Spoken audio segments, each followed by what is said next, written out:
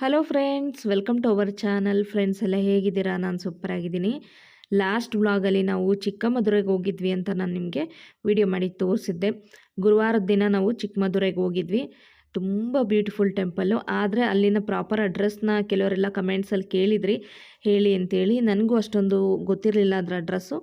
ಆದರೆ ನೆಲಮಂಗಲ ಹತ್ರ ಹೋಗಿ, ನೆಲಮಂಗಲ ಊರೊಳಗಿಂದ ಸುಮಾರು 15 ಕಿಲೋಮೀಟ್ರಷ್ಟು ದೂರ ಆಗುತ್ತೆ ಚಿಕ್ಕಮದುರೆ. ಕನಸಾವಾಡಿ ಅಂತ ಊರ ಹೆಸರು. ಅಲ್ಲಿಗೆ ಹೋಗೋದಕ್ಕೆ 15 ಕಿಲೋಮೀಟ್ರಷ್ಟು ದೂರ ಆಗುತ್ತೆ. ನೀವು ಗೂಗಲ್ ಮ್ಯಾಪನ್ನ ಯೂಸ್ ಮಾಡಿಕೊಂಡು ನೀವು ಹೋದರೆ ತುಂಬ ನಿಮಗೆ ಅನುಕೂಲ ಆಗುತ್ತೆ.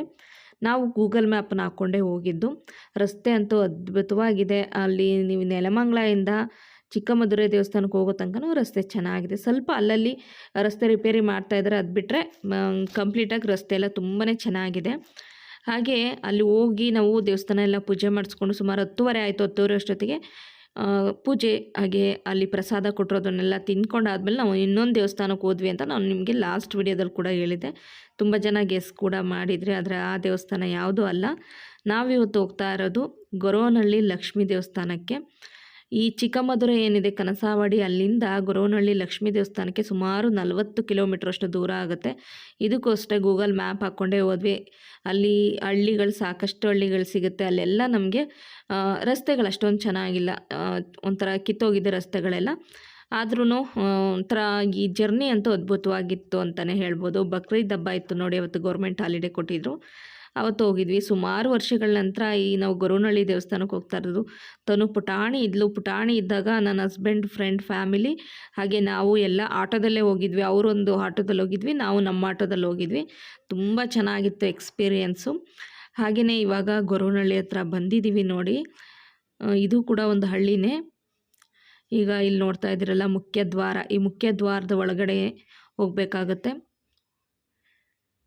ಇಲ್ಲಿಂದ ಹೋದರೆ ಅಲ್ಲಿ ನಮಗೆ ಮಹಾಲಕ್ಷ್ಮಿ ದೇವಸ್ಥಾನ ಸಿಗತ್ತೆ. ತುಂಬ ದೊಡ್ಡದಾಗಿ ದೇವಸ್ಥಾನ ಇದೆ, ಅದ್ಭುತವಾಗಿದೆ ದೇವಸ್ಥಾನ. ನಿಜವಾಗ್ಲೂ ಎಷ್ಟು ಖುಷಿಯಾಗುತ್ತೆ ಈ ದೇವಸ್ಥಾನ ನೋಡಿದರೆ ಅಂದರೆ. ತುಂಬಾ ಸಂತೋಷ ಆಯಿತು. ಆವಾಗ ಮುಂಚೆ ತನು ಒಂದು 2 ವರ್ಷ ಇದ್ಲು. 2 ವರ್ಷ ಇದ್ದಾಗ ನಾವು ಬಂದಿದ್ದು. ಅದಾದಮೇಲೆ ಬರೋದಕ್ಕೆ ಆಗಿರಲಿಲ್ಲ. ಹಾಗೆ ನಮ್ಮ ಜೊತೆ ಅಮ್ಮ ಕೂಡ ಇದ್ರಲ್ಲ. ಅಮ್ಮ ಈ ಗೊರವನಹಳ್ಳಿ ದೇವಸ್ಥಾನ ನೋಡಿಲ್ಲ ಅಂತ ನನಗೆ ಹೇಳಿದರು ಯಾವಾಗಲೂ ಒಂದು ಟೈಮು. ಇವಾಗ ಹೆಂಗಿದ್ರು ಬಂದಿದ್ದಾರಲ್ಲ ಅಂಥೇಳಿ ನಾವು ಬಂದ್ವಿ.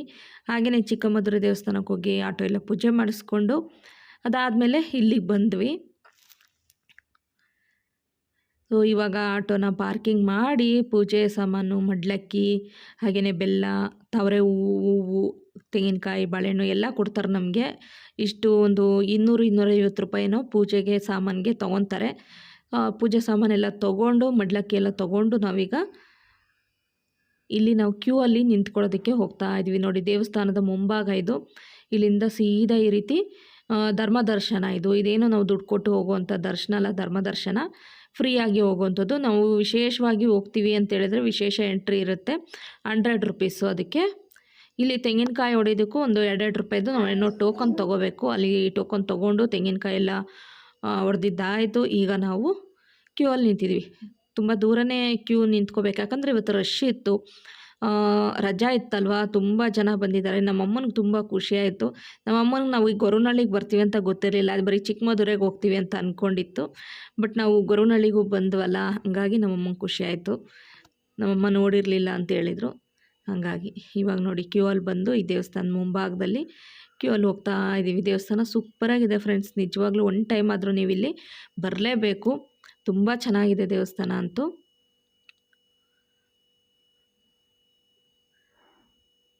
ನೋಡಿ ಮುಂದೆ ಮಾಮೂಲಿ ಧ್ವಜಸ್ತಂಭ, ಗೋಪುರ ಎಲ್ಲದೂ ಕೂಡ ತುಂಬ ಚೆನ್ನಾಗಿದೆ.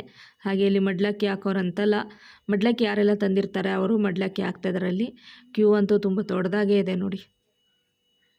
ನಾವು ಹೋದಾಗಲೇ ಸುಮಾರು 10:30ಗೆ ನಾವು ಚಿಕ್ಕಮದುರೆ ದೇವಸ್ಥಾನ ಬಿಟ್ಟಿದ್ದು. ಹೋಗೋಷ್ಟೊತ್ತಿಗೆ 12:30 ಆಯಿತು. 11:45, 12 ಗಂಟೆ 12:30 ಈ ಟೈಮಿಂಗ್ಸಿಗೆ ನಾವು ಹೋಗಿದ್ದು. ಇಲ್ಲಿಂದ ಮತ್ತೆ ಸ್ವಲ್ಪ ಈ ರೀತಿ ಸ್ಟೆಪ್ಸ್ ಇದೆ, ಸ್ಟೆಪ್ಸ್ ಮೇಲೆ ಹತ್ತಿ ಮತ್ತೆ ಕೆಳಗಡೆ ಇಳಿಯುವಂಥದ್ದು ಕ್ಯೂ ಅಲ್ಲಿ. ನೋಡಿ ಮೇಲಿಂದ ದೇವಸ್ಥಾನ ಆವರಣ ಈ ರೀತಿಯಾಗಿ ಕಾಣಿಸ್ತಾ ಇದೆ. ಹಾಗೆ ಇದು ದೇವಸ್ಥಾನದ ಗರ್ಭಗುಡಿಗೆ ಹೋಗಿ ಹೊರಗಡೆ ಬರುವಂತಹ ಗೇಟು. ಅಲ್ಲಿಂದ ಸೀದಾ ಮುಂದೆ ಹೋಗಿ ರೈಟ್ ಟರ್ನ್ ಆದರೆ ದೇವಸ್ಥಾನದೊಳಗಡೆ ಹೋಗ್ತೀವಿ ನಾವೀಗ. ಕ್ಯೂ ಅಲ್ಲೇ ಸುಮಾರು ಒಂದು 1/2 ಮುಕ್ಕಾಲು ಗಂಟೆ ಕ್ಯೂ ಅಲ್ಲೇ ಆಗೋಯ್ತು. ಈಗ ಇಲ್ಲಿ ಮಡ್ಲಕ್ಕಿ ತೊಗೊಂಬಂದಿದ್ವಿ, ಆ ಮಡ್ಲಕ್ಕಿನ ಇಲ್ಲಿ ತೊಗೊತಾರೆ, ಬೆಲ್ಲ ಎಲ್ಲ ಸಪ್ರೇಟ್ ಮಾಡಿ ಅಕ್ಕಿ ಎಲ್ಲ ಇದರಲ್ಲಿ ಚೆಲ್ಲುವಂಥದ್ದು. ತನು ಕೈಯಲ್ಲೇ ಕೊಡಿಸ್ತಾ ಇದ್ದೀನಿ ನಾನು. ಹಾಗೆ ತನು ಕೈಯಲ್ಲೇ ಪೂಜೆ ಸಾಮಾನು ಕೊಟ್ಟು ಒಳಗಡೆ ಹೋಗ್ತಾ ಇದ್ದೀವಿ. ತನು ಪುಟಾಣಿ ಇದ್ದಾಗ ಎತ್ಕೊಂಡು ಸೊಂಟದ ಮೇಲೆ ಎತ್ಕೊಂಡು ಬಂದಿದ್ದೆ ನಾನು. ನೋಡಿ ಇದೇ ಗರ್ಭಗುಡಿ ಇಷ್ಟು ತೋರಿಸ್ತಾ ಇದ್ದೀನಿ. ದೇವಸ್ಥಾನದ ಒಳಾಂಗಣ ಇದು. ಅದರ ಒಳಗಡೆ ದೇವ್ರು ಕಾಣಿಸ್ಲಿಲ್ಲ, ದೇವ್ರದ್ದೆಲ್ಲ ವಿಡಿಯೋ ಮಾಡೋಂಗಿಲ್ಲ ಅಂತಂದರು. ಹಾಗಾಗಿ ನಾನು ಯಾವುದೇ ವಿಡಿಯೋನ ತೆಗೆದುಕೊಳ್ಳಿಲ್ಲ. ದೇವಸ್ಥಾನದಲ್ಲಿ ಬಂದು ಈಗ ದೇವ್ರ ದರ್ಶನ ಮಾಡಿಕೊಂಡು ಬಂದ್ವಿ. ಅಮ್ಮನೂ ಬಂದರು, ನೋಡಿದರು, ತುಂಬ ಖುಷಿಯಾಯಿತು. ಅದ್ಭುತವಾಗಿದೆ ಫ್ರೆಂಡ್ಸ್, ನಿಜವಾಗ್ಲೂ ದೇವಸ್ಥಾನ ಸಖತ್ ಖುಷಿಯಾಗೋಯ್ತು ಇವತ್ತು ನನಗೆ. ದೇವಸ್ಥಾನದ ಮುಂಭಾಗದಲ್ಲಿ ಬಂದು ಈಗ ಪೂಜೆ ಎಲ್ಲ ಮಾಡಿಸಿ ಆದಮೇಲೆ ಹಂಗೆ ಒಂದು ಫೋಟೋ ತೆಕ್ಕೊತಾ ಇದ್ದೀವಿ.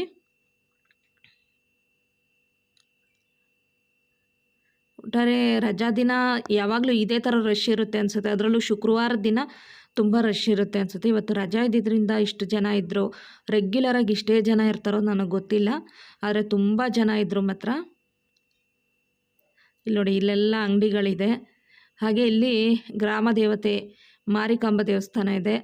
ಅಲ್ಲಿ ಹೋಗಿ ಕೈ ಮುಕ್ಕೊಂಡು ಮಂಗಳಾರತಿ ಎಲ್ಲ ತೊಗೊಂಡು ಬಂದ್ವಿ. ಅದಾದ ನಂತರ ಇಲ್ಲಿ ನೋಡಿ ಈ ದೇವಸ್ಥಾನಕ್ಕೆ ಬಂದಿದ್ದೀವಿ, ರಂಗನಾಥ ಸ್ವಾಮಿ. ಆ ದೇವಸ್ಥಾನಕ್ಕೆ ಬಂದು ಅಲ್ಲಿ ಕೈ ಮುಕ್ಕೊಂಡು ಪೂಜೆ ಮಾಡಿ ಆದಮೇಲೆ ಲಕ್ಷ್ಮೀ ರಂಗನಾಥ ಸ್ವಾಮಿ ದೇವಾಲಯ ಇಲ್ಲಿ ಮುಂದ್ಗಡೆ ಕೂತ್ಕೊಂಡಿದ್ದೀವಿ. ಸ್ವಲ್ಪ ಹೊತ್ತು ಕೂತ್ಕೊಂಡ್ವಿ, ಸುಧಾರಿಸ್ಕೊಂಡ್ವಿ. ಅದಾದಮೇಲೆ ಇಲ್ಲಿ ನೋಡ್ತಾ ಇದ್ರಲ್ಲ ಕುದುರೆ ಸವಾರಿ ಕೂಡ ಇದೆ. ಸೀದಾ ನಾವು ಈಗ ಊಟದ ಹಾಲಿಗೆ ಬಂದಿದ್ದೀವಿ. ಊಟದ ಹಾಲು ಹೊಸದಾಗೇನಿಲ್ಲ, ತುಂಬ ವರ್ಷದ ಹಿಂದೆನೇ ಕಟ್ಟಿದ್ರು ಅನಿಸುತ್ತೆ. ಸ್ವಲ್ಪ ಹಳೇದೇ ಇದೆ ಊಟದ ಹಾಲು. ನಾವು ಮುಂಚೆ ಬಂದಾಗ ಇಲ್ಲೇನು ಊಟ ಮಾಡಿರಲಿಲ್ಲ, ಇದೇ ಫಸ್ಟು ಇಲ್ಲಿ ಊಟ ಮಾಡ್ತಾ ಇರೋದು. ಹಾಗೆ ಈ ರೀತಿ ಟೇಬಲಲ್ಲಿ ಅವರೇನೆ ಊಟ ಹಾಕಿ ಹೋಗ್ತಾರೆ. ಅಲ್ಲಿ ನೋಡಿ ಆ ದೇವಸ್ಥಾನ ನಿರ್ಮಾಣ ಮಾಡಿದ್ರಲ್ಲ ಅಜ್ಜಿ, ಅವ್ರದ್ದು ಫೋಟೋ, ಕಮಲಮ್ಮ ಅಜ್ಜಿ ಅವ್ರ ಫೋಟೋನೂ ಇದೆ. ಹಾಗೆ ಇಲ್ಲಿ ಊಟದಲ್ಲಿ ಒಂದು ಪಾಯಸ ಇರುತ್ತೆ, ಬೆಲ್ಲ ಅಕ್ಕಿ ಪಾಯಸ, ಹಾಗೆ ಅನ್ನ ಮತ್ತು ಸಾಂಬಾರು. ಸಾಂಬಾರು ತೆಳುವಾಗಿ ಚೆನ್ನಾಗಿತ್ತು, ಹಸಿವು ಆಗಿತ್ತು, ಹೊಟ್ಟೆ ತುಂಬ ಊಟ ಮಾಡಿದ್ವಿ.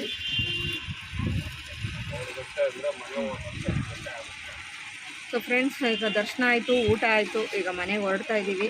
ತುಂಬ ಚೆನ್ನಾಗಿ ದರ್ಶನ ಆಯಿತು, ಊಟನೂ ಚೆನ್ನಾಗಿತ್ತು. ಬೆಳಗ್ಗೆ ಅಲ್ಲಿ ತಿಂಡಿ ತಿಂದು ಇಲ್ಲಿ ಊಟ ಮಾಡಿದ್ವಿ. ಸೊ 2 ಕಡೆ ದೇವಸ್ಥಾನಕ್ಕೆ ಬಂದು ಸಖತ್ ಖುಷಿ ಆಯಿತು. ಈಗ ಮನೆಗೆ ಹೊರಡ್ತಾ ಇದ್ದೀವಿ. ಬ್ಲಾಗ್ನ ನೋಡ್ತಾರೆ, ಹಾಗೆ ಚಾನಲ್ನ ಹೊಸ್ದಾಗಿ ನೋಡ್ತಾ ಇರೋದು ಮರೀದೆ ಸಬ್ಸ್ಕ್ರೈಬ್ ಮಾಡಿ.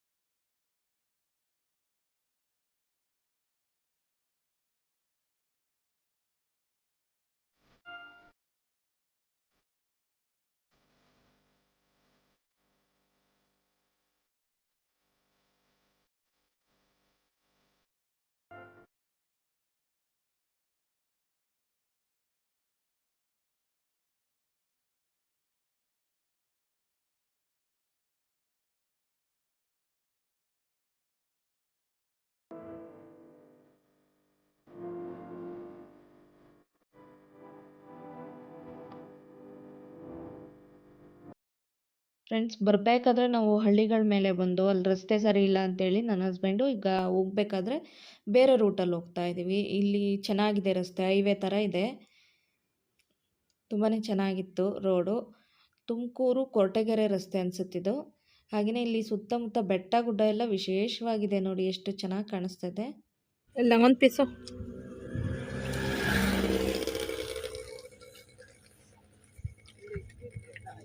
ಗಟ್ಟಿ.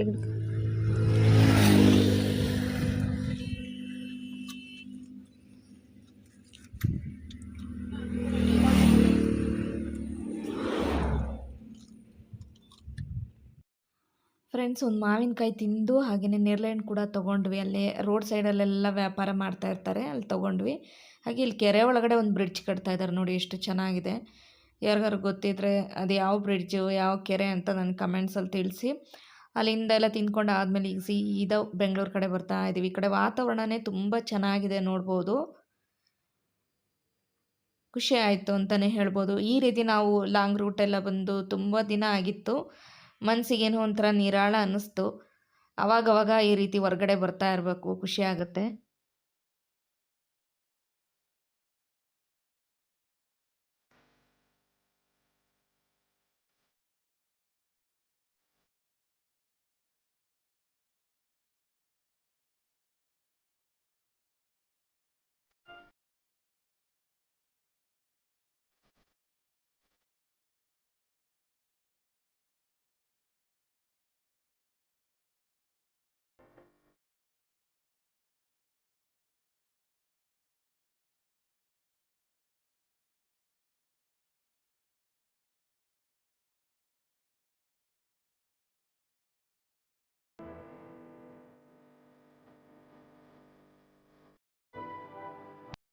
ಫ್ರೆಂಡ್ಸ್, ಆನ್ ದ ವೇಲಿ ಕಾಫಿಗೆ ಅಂತ ನಿಲ್ಲಿಸಿದ್ವಿ.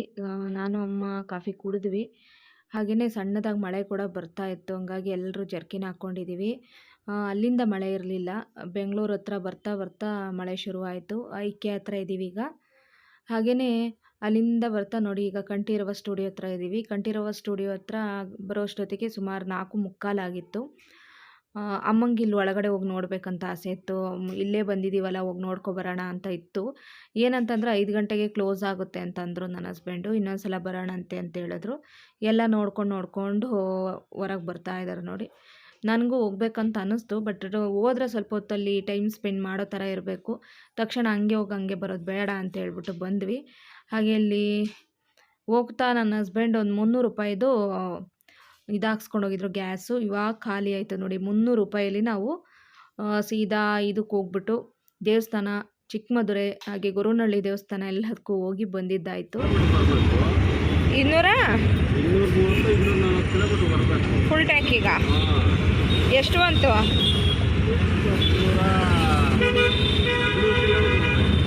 200 ಕಿಲೋಮೀಟ್ರ್ ಬಂತಾ?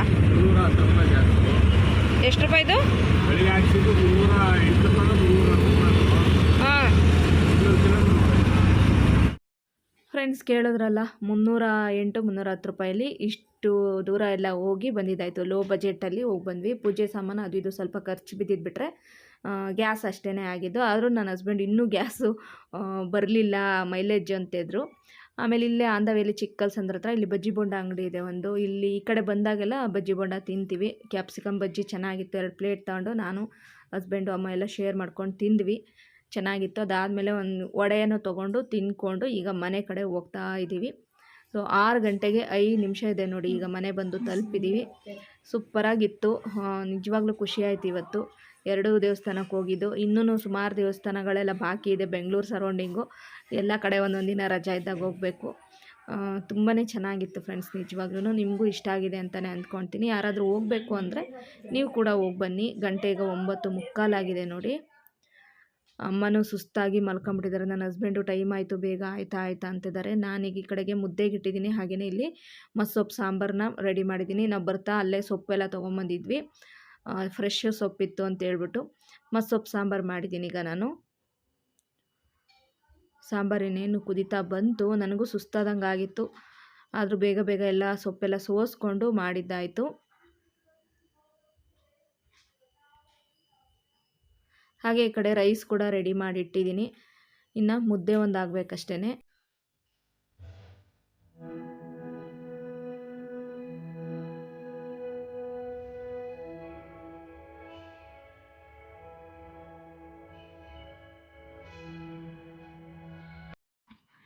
ಫ್ರೆಂಡ್ಸ್, ಹಾಗೆಯೇ ಬರ್ತಾ ನೇರ್ಲೆಹಣ್ಣು ತೊಗೊಂಬಂದ್ವಿ ಅಂತ ಹೇಳಿದ್ನಲ್ವ. ನೇರ್ಲೆಹಣ್ಣು ತುಂಬ ಚೆನ್ನಾಗಿತ್ತು. ಅಲ್ಲೇ ಹಳ್ಳಿಗಳ ಸೈಡಲ್ಲೆಲ್ಲ ಇಟ್ಕೊಂಡಿರ್ತಾರಲ್ಲ, ಅವ್ರ ಹತ್ರ ತೊಗೊಂಡು ಬಂದ್ವಿ. ಸೊ ನನಗೆ ತುಂಬ ಇಷ್ಟ ನೇರ್ಲೆಹಣ್ಣು. ಆ ಚಿಕ್ಕ ವಯಸ್ಸಲ್ಲಿ ಅದು ಎಷ್ಟು ನೇರ್ಲೆಹಣ್ಣು ತಿಂದುಬಿಟ್ಟಿದ್ದೀವೋ ಗೊತ್ತಿಲ್ಲ. ಈ ವರ್ಷದಲ್ಲಿ ಇದೇ ಫಸ್ಟ್ ಈಗ ನೇರ್ಲೆಹಣ್ಣು ತಿಂತಾ ಇರೋದು. ಸಖತ್ತು ಚೆನ್ನಾಗಿತ್ತು ಮಾತ್ರ, ಸ್ವೀಟಾಗಿ. ಮುಂಚೆ ನಾವು ಊರಲ್ಲೆಲ್ಲ ಇದ್ದಾಗ ಊರಲ್ಲಿ ತುಂಬ ನೇರಳೆ ಮರ ಇತ್ತು. ಮರದ ಮೇಲೆ ಹತ್ಬಿಟ್ಟು ಕುಯ್ಕೊಂಡು ತಿಂತಾಯಿದ್ವಿ. ಆವಾಗೆಲ್ಲ ನಮಗೆಲ್ಲ ಅಂಗಡಿ ತಿಂಡಿ ಅಂತೇನು ಇರಲಿಲ್ಲ ಫ್ರೆಂಡ್ಸ್. ಇದೇನೇ ಸೀಬೆಹಣ್ಣು, ನೇರಳೆ ಹಣ್ಣು, ಹಾಗೆಯೇ ಟೊಮೆಟೊ ಗದ್ದೆಲಿ ಬೆಳೆದಿದ್ರೆ ಟೊಮೆಟೊ ಹಣ್ಣು ತಿನ್ನೋದು, ಮತ್ತು ಗೆಡ್ಡೆಕೋಸು ಬರುತ್ತಲ್ಲ ಫ್ರೆಂಡ್ಸ್, ಅದನ್ನು ತಿಂದಿದ್ದೀವಿ ನಾವು. ಹಸಿ ಗೆಡ್ಡೆ ಕೋಸನ್ನೆಲ್ಲ ಕುಯ್ಕೊಂಡು ಅದೇ ನಮಗೆ ತಿಂಡಿ ಅವಾಗೆಲ್ಲ, ಆಗಿನ ಕಾಲದಲ್ಲಿ. ಇವಾಗ ನಮ್ಮ ಮಕ್ಕಳಿಗೆ ನಾವು ಏನೆಲ್ಲ ತಂದು ಕೊಡ್ತೀವಿ. ಆವಾಗೆಲ್ಲ ನಮಗೆಲ್ಲ ಏನೋ ಒಂದು ಕಡಲೆಪುರಿ ಈ ಥರದ್ದೇನೇ ತಿಂಡಿ ಇತ್ತು. ಆದರೆ ಆ ಕಾಲನೇ ಏನೋ ಒಂಥರ ಚೆನ್ನಾಗಿತ್ತು ಅನಿಸುತ್ತೆ. ನಾವು ಎಲ್ಲಿ ಮಾವಿನ ಮರ ಇರುತ್ತೆ, ಎಲ್ಲಿ ನೇರಳೆ ಮರ ಇರುತ್ತೆ ಊರಲ್ಲಿ, ಅಲ್ಲಿಗೆ ಹೋಗಿ ಹುಡ್ಕೊಂಡು ಹೋಗಿ ತಿಂತಾಯಿದ್ವಿ. ನಿಜವಾಗ್ಲೂ ಅದೆಲ್ಲ ನೆನೆಸ್ಕೊಂಡ್ರೆ ಇವಾಗ ಏನೋ ಒಂಥರ ಖುಷಿ ಕೊಡುತ್ತೆ ಆ ದಿನಗಳೆಲ್ಲ. ಈಗಿನ ಕಾಲದಲ್ಲಿ ನಾವು ನಮ್ಮ ಮಕ್ಕಳನ್ನ ಮನೆಯಿಂದ ಹೊರಗಡೆನೂ ಕೂಡ ಬಿಡೋದಿಲ್ಲ. ಆವಾಗಿನ ಕಾಲದಲ್ಲಿ ನಾವು ಮನೆ ಒಳಗಡೆನೇ ಇರ್ತಾ ಇರಲಿಲ್ಲ. ಎನಿ ಟೈಮು ನಾವು ಹೊರಗಡೆನೇ ಇರ್ತಾಯಿದ್ವಿ. ಯಾವುದೇ ಭಯ ಇರಲಿಲ್ಲ, ಹಾವಿನ ಭಯ ಇರಲಿಲ್ಲ, ಬಿಸಿಲು ಭಯ ಇರಲಿಲ್ಲ, ಏನಿರಲಿಲ್ಲ. ತುಂಬ ಖುಷಿ ಕೊಡುತ್ತೆ. ನಾವು ಎಂಜಾಯ್ ಮಾಡಿದಷ್ಟು ನಮ್ಮ ಚೈಲ್ಡ್ಹುಡ್ಡನ್ನು ನಮ್ಮ ಮಕ್ಕಳು ಎಂಜಾಯ್ ಮಾಡ್ತಾಯಿಲ್ಲ. ಈಗಿನ ಕಾಲದ ಮಕ್ಕಳು ಕೈಯಲ್ಲಿ ಫೋನ್ ಇಟ್ಕೊಂಡು ಕುತ್ಕೊತಾರೆ. ಅದು ಬಿಟ್ಟರೆ ಟಿ ವಿ ಮುಂದೆ ಕುತ್ಕೋತಾರೆ. ನಮ್ಮ ಕಾಲದಲ್ಲಿ ಟಿ ವಿ ಇರೋದೇ ಯಾರ್ದೋ ಊರಲ್ಲಿ ಒಬ್ಬರು ಮನೆಯೋ ಇಬ್ಬರು ಮನೆಯೋ ಇರ್ತಾಯಿತ್ತು. ಅಲ್ಲಿ ನಾವು ಟಿ ವಿ ನೋಡೋದಕ್ಕೆ ಸೀದಾ ಹೋದ್ರೆ ಅವ್ರ ಮನೆಯಲ್ಲಿ ನಮ್ಮನ್ನು ಸೇರಿಸ್ತಾನೆ ಇರಲಿಲ್ಲ. ಆದರೂ ಎಲ್ಲೋ ಕಿಟಕಿ ಸಂದಿಲೋ ಬಾಗಿಲು ಸಂದಿಲೋ ಒಂದು ಚೂರು ನೋಡ್ಕೊಂಡು ಬರ್ತಾಯಿದ್ವಿ. ಸೊ ಆ ದಿನಗಳು ನೆನೆಸ್ಕೊಳೋದೇ ಒಂದು ಖುಷಿ ಕೊಡುತ್ತೆ. ಹಾಗೆ ಈಗ ಮುದ್ದೆ ಕೂಡ ರೆಡಿ ಆಯಿತು. ಅಮ್ಮನಿಗೆ ಹಸಿವಾಗಿದೆ ಅಂತ ಹೇಳ್ಬಿಟ್ಟು ಈಗ ಅಮ್ಮನಿಗೆ ಫಸ್ಟ್ ಹಾಕಿ ಬೇಗ ಬೇಗ ಕೊಡ್ತಾಯಿದ್ದೀನಿ. ಟೈಮಲ್ಲೇ 10:05 ಆಯಿತು.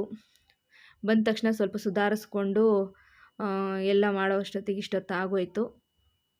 ನಾನು ಕೂಡ ಒಂದು ವೀಡಿಯೋ ಎಡಿಟಿಂಗ್ ಮಾಡೋದಿತ್ತು, ಪಬ್ಲಿಷ್ ಮಾಡೋದಿತ್ತು. ಹಂಗಾಗಿ ಆ ವಿಡಿಯೋ ಪಬ್ಲಿಷ್ ಮಾಡಿ ಅಡುಗೆ ಮಾಡೋದಕ್ಕೆ ಕೂತ್ಕೊಂಡೆ. ಹಂಗಾಗಿ ಲೇಟ್ ಆಯಿತು.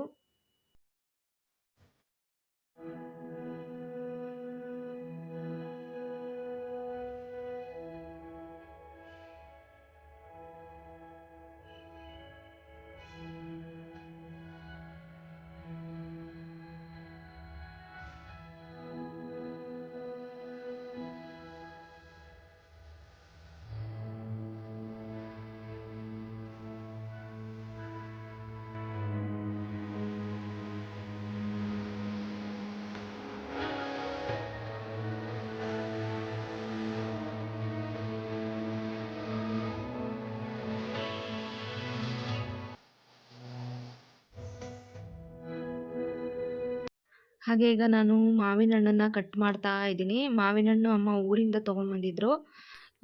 ಚೆನ್ನಾಗಿತ್ತು ಮಾವಿನ ಹಣ್ಣು. ಅದರಲ್ಲೂ ನಂಚ್ಕೊಳ್ಳೋದಕ್ಕೆ ಬೇರೆ ಇವತ್ತು ಏನೂ ಮಾಡಲಿಲ್ಲ. ಅಂದರೆ ಪಲ್ಯನಾಗಲಿ ಹಪ್ಳನಾಗಲಿ ಏನೂ ಮಾಡಲಿಲ್ಲ. ಮಾವಿನ ಹಣ್ಣನ್ನೇ ನಂಚ್ಕೊಂಡು ಊಟ ಮಾಡಿದರೆ ಚೆನ್ನಾಗಿ ಊಟ ಸೇರುತ್ತೆ. ಹಂಗಾಗಿ ಮಾವಿನ ಹಣ್ಣೇ ಕಟ್ ಮಾಡ್ತಾಯಿದ್ದೀನಿ. ಮಾವಿನ ಹಣ್ಣು ಸೀಸನ್ ಬಂದಿದ್ದರಿಂದ ಒಂದು 2 ಸತಿ ತೊಗೊಂಬಂದು ತಿಂದ್ವಿ ಅಷ್ಟೇ. ತಿಂದಾಗೆಲ್ಲ ಹೊಟ್ಟೆ ನೋವು ಆಗ್ತಾಯಿತ್ತು. ಹಂಗಾಗಿ ಮಾವಿನ ಹಣ್ಣು ತರೋದೇ ಬಿಟ್ಬಿಟ್ವಿ. ಇದು ಊರಿನ ಮಾವಿನ ಹಣ್ಣು ಮರದ್ದಲ್ವಾ ಅಂತ ಹೇಳ್ಬಿಟ್ಟು ತಿಂತಾಯಿದ್ವಿ. ಸೊ ಓಕೆ ಫ್ರೆಂಡ್ಸ್, ಈ ವ್ಲಾಗ್ ನಿಮ್ಗೆ ಇಷ್ಟ ಆಗಿದೆ ಅಂತಲೇ ಅಂದ್ಕೋತೀನಿ. ಇಷ್ಟ ಆದರೆ ಪ್ಲೀಸ್ ಲೈಕ್ ಮಾಡಿ. ಹಾಗೆ ಚಾನಲ್ನ ಹೊಸ್ದಾಗಿ ನೋಡ್ತಿರೋರು ಮರೀದೇ ಸಬ್ಸ್ಕ್ರೈಬ್ ಮಾಡ್ಕೊಂಡು ನೋಡಿ ಸಪೋರ್ಟ್ ಮಾಡಿ ಅಂತ ಕೇಳ್ತೀನಿ. ಮತ್ತೆ ಮುಂದಿನ ವ್ಲಾಗಲ್ಲಿ ಸಿಗ್ತೀನಿ. Thank you for watching. Bye, take care, good night.